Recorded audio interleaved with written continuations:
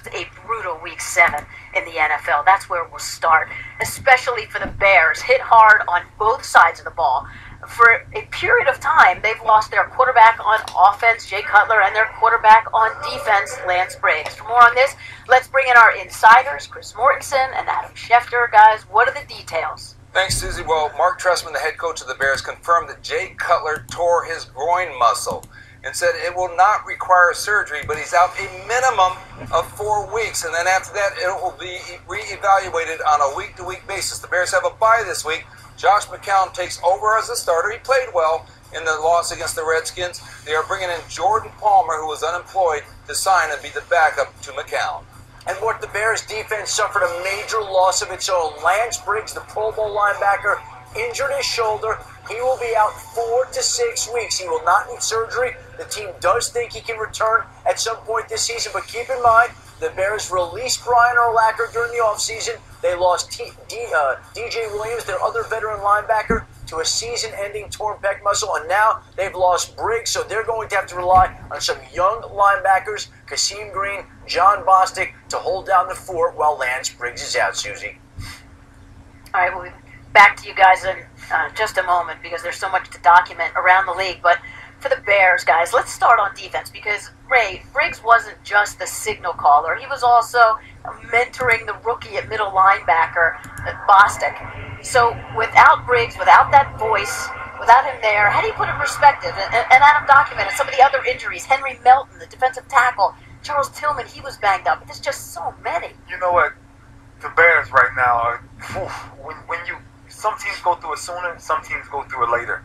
And what they're going through right now, you know, last year you lose Brian Urlacher coming back to this year, and Lance Briggs steps in to be that guy, you know, and he is that guy for the Chicago Bears going forward. But you lose a DJ Williams, you know, Tillman hasn't been playing consistently, you know, so the Bears are dealing with a lot right now. You know, how do they piece their team together? Who knows? You know, how do you deal with the injury? It's always next man up. So somebody else has to take his role now, but now he has to be a voice on the sideline, Trent. You think about head coach Mark Trestman, right? When he signed up for the job, they said, okay, here's your cupboard. Here's all the groceries in the cupboard. Looked pretty good. Looked like a pretty good cupboard full of groceries, defensively and offensively. Now he's dealing with a bare cupboard. And I talked to Mark Trestman in the preseason when I did the preseason football game, and I asked him point blank, I said, has your team bought in to your messaging? Because they respected Lovie Smith, and more importantly, do they trust you? So Trent, I don't expect them to trust me nor buy in until we go through something really tough. Because it's through the tough times that you find out about one another. And this is their opportunity. I mean, to see this glass half full, and I know it's hard to, is that they'll learn a lot about themselves. They'll learn a lot about this new leader, Mark Trestman. And if they can come out of this and survive this, what they're going through, this could be a really good team by the end of the season. Yeah, but the problem is that Mark's a great offensive mind. He'll find ways offensively to get through the next month. I mean, you saw the signs of it when Jake went down yesterday. They didn't falter. They still put points up and putting up points, 40-plus points to win a football game on the road. You put 40-plus up, you generally want to win. Yeah. But look at this defense. What you talk about, the cupboard was full. The Bears played defense, and historically they always played defense. And he took the job saying, "I know I'm going to have a great defense." This defense given up 40 twice this year, even with Lance Briggs. I mean, with Lance got hurt yesterday. I believe that you're right. Half full. If this defense can figure out a way to slow people down, this Bear defense has not been historically a great defense, not so this year. The Bears have a chance to regroup. They have a bye. We won't see them again until Week 9 on Monday Night Football against the Packers. Yep, that is correct. We will not see the Bears after the bye week against the Green Bay Packers in Green Bay. So, Bears fans, what's your feedback from the ESPN? That's kind of cool, wasn't it? I think that's a huge blow on offense by Jay Cutler and defense for Lance Briggs. And it sucks. The guys on defense right now must step up in August. Thank God the Bears have a bye week, and the guys who banged up, who will be able to play the following Monday after the bye week, hopefully they kick Packers' ass. Hopefully it's not a freaking blowout. I really hopefully the Bears keep running the freaking ball. Maybe it'd be like 6-3 kind of game, 13-10 kind of game, you know. But if it's like 40-13 Packers, and forget about it, Bears. Forget about it. You had 2 times this season so far you give up 40 points. One game, it was a disaster. The Detroit game a couple weeks ago.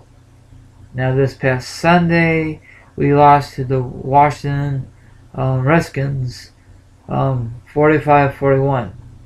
It was a good game, but the defense should never ever give up 45 freaking points.